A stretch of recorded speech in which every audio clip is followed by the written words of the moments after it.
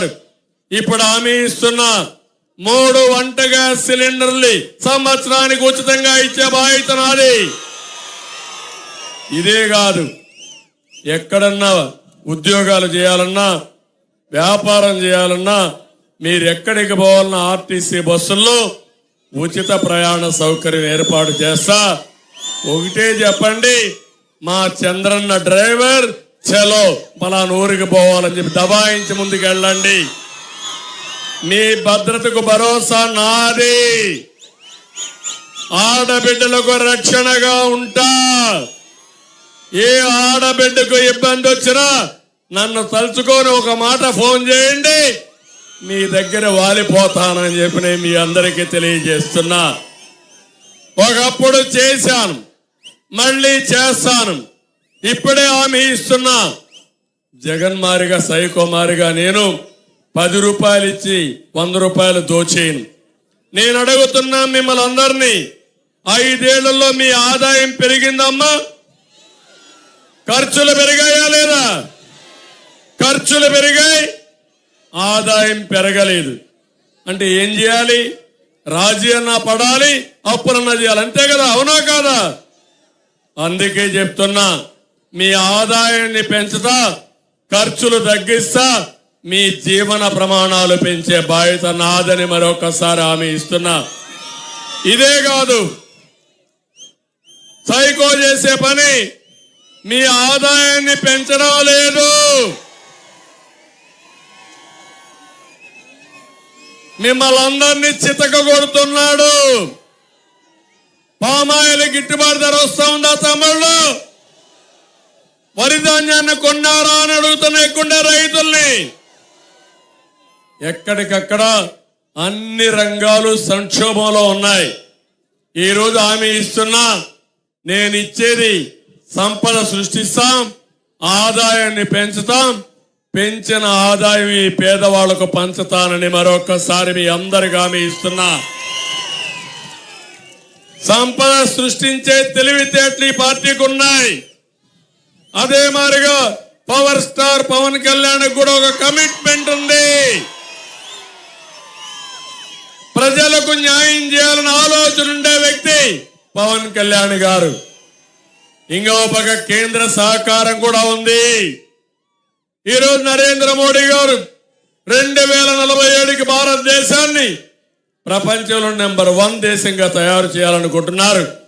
నేను ఒకటే ఆలోచిస్తున్నా, 2047కి ప్రపంచంలోనే తెలుగు జాతి అగ్రజాతిగా ఉండాలనేది నా ఆకాంక్ష అని చెప్పి నేను మీకు తెలియజేస్తున్నా. ఇంకొక ఆలోచన కూడా, నేను పేదవాళ్ళ పక్షపాతిగా ఉంటాను, పేదవాళ్ళతోనే ఉంటాను.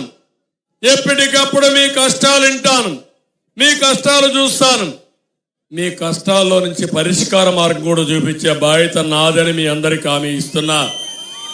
అందుకే సంపద సృష్టించి ఆదాయాన్ని పెంచి మొట్టమొదటిగా 1500 ఇస్తున్నా, రేపు 2000 ఇస్తా, శక్తి వస్తే 3000 ఇస్తా. పెంచిన డబ్బులు మీకే ఇస్తా వస్తా. ఆ డబ్బుల్ని మళ్ళీ మీ ఆదాయం పెంచే మార్గం కూడా చూపిస్తా. చేపలు ఇస్తే చేప పట్టణ రోజున మళ్ళా మీకు చేప ఇవ్వకపోతే పస్తుండాలి. అట్ట కాకుండా చేప పట్టే విధానం కూడా మీకు నేర్పిస్తే, వల కూడా ఇస్తే, నేను ఇచ్చేది అది కలుపుకుంటే మీ జీవితాలు ఆనందంగా ఉంటాయి. అవునా కాదా తల్లి అని మిమ్మల్ని అడుగుతున్నా. అది నా విధానం. వీళ్ళ విధానం మిమ్మల్ని ఒక చేతికిచ్చి జలగమారిగా మీ రక్తం తాగే రకం వీళ్ళు. అలాంటి పరిపాలన మనకు వద్దని మీ అందరినీ కోరుతున్నా. అందుకే తమ్ముళ్ళు, ఇక్కడ మిమ్మల్ని చూస్తే ఇక్కడే ఉండిపోవాలనిపిస్తుంది. కానీ రైతులకు హామీ ఇస్తున్నా, అక్వా రైతులకు ₹50 కరెంట్ ఇస్తాను, పామాయిల్కి మద్దతు ధర ఇప్పిస్తాం, ధాన్యాన్ని కొనుగోలు చేస్తాం. ఇంకో పక్క ప్రతి రైతుకి 20,000 రూపాయల ఆర్థిక సహాయం చేస్తాను. మళ్ళీ మీ పామాయిల్కి 90% సబ్సిడీతో డ్రిప్ ఇరిగేషన్ ఇచ్చే బాధ్యత కూడా మాదని మీ అందరికీ హామీ ఇస్తున్నా.